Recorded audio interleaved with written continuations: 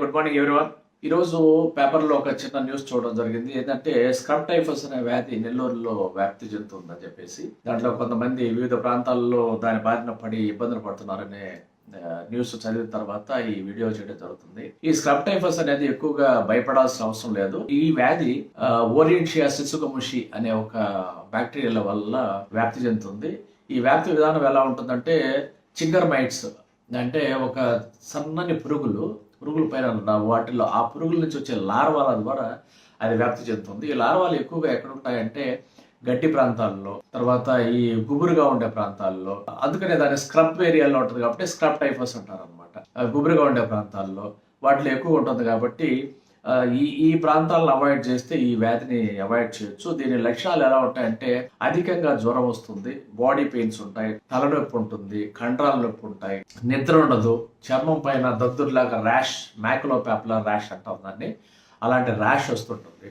ఈ లక్షణాలన్నీ ఉంటాయి. తర్వాత ఆ లార్వా ఎక్కడి నుంచి అయితే మన శరీరంలోకి ఎంటర్ అయిందో ఆ ఏరియాలో ఒక నల్లని మచ్చ ఏర్పడుతుంది. దాన్ని బ్లాక్ ఎష్కార్ అంటాం.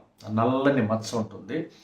ఇవన్నీ లక్షణాలు ఉన్నప్పుడు వెంటనే మనము వైద్యుని సంప్రదించి ట్రీట్మెంట్ తీసుకోవడం చాలా ఉత్తమం.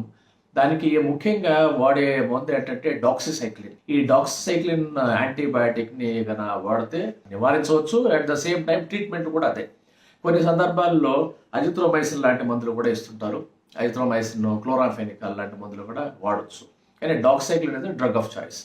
ఇది ఈ వ్యాధి యొక్క లక్షణాలు. దీన్ని కానీ నెగ్లెక్ట్ చేస్తే మనం అది తీవ్రంగా మారి ఊపిరితిత్తులు, కిడ్నీ ఇలాంటి ప్రధాన అంగాలు, శరీరంలో ఉండే ప్రధాన అంగాలకి వ్యాప్తించే అవకాశం ఉంది. కాబట్టి దాన్ని నెగ్లెక్ట్ చేయొద్దు.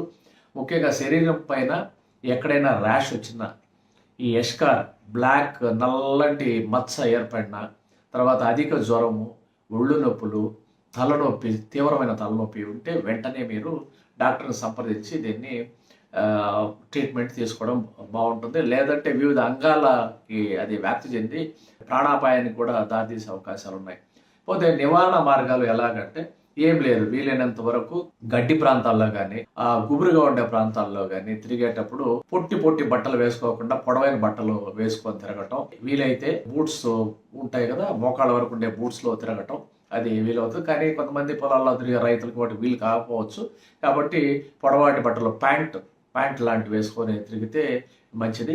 తర్వాత గడ్డి నేల మీద పనుకొని నిద్రపోవడం కానీ, లేకపోతే ఏదైనా మైదాన ప్రాంతాల్లో, ఈ ఎక్కువగా గుబురుగా ఉండే ప్రాంతాల్లో, తడిగా ఉండే ప్రాంతాల్లో పడుకొని నిద్రపోకుండా కానీ ఉంటే ఈ వ్యాధిని నివారించడానికి అవకాశం ఉంటుంది. కాబట్టి దీని గురించి ఎక్కువ భయపడాల్సిన అవసరం లేదు. అట్లని దాన్ని నిర్లక్ష్యం కూడా చేయకూడదు. మళ్ళీ చెప్తున్నాను, 3: 1 జ్వరము, విపరీతమైన తలనొప్పి, విపరీతమైన జ్వరం. 2వది ఒంటి మీద దద్దుర్లు, ర్యాష్. 3వది వచ్చేసి నల్లటి మచ్చ, శరీరంలో ఎక్కడైనా నల్లటి మచ్చ, ఆ బ్యాక్టీరియా ఎంటర్ అయ్యే చోట నల్లటి మచ్చ ఏర్పడి ఉంటుంది. ఆ ఎష్కార్, బ్లాక్ ఎష్కార్ అంటాం. అది కానీ కనపడితే వెంటనే డాక్టర్ సంప్రదించండి. కాబట్టి ఆరోగ్యాన్ని జాగ్రత్తగా కాపాడుకోండి. Thank you.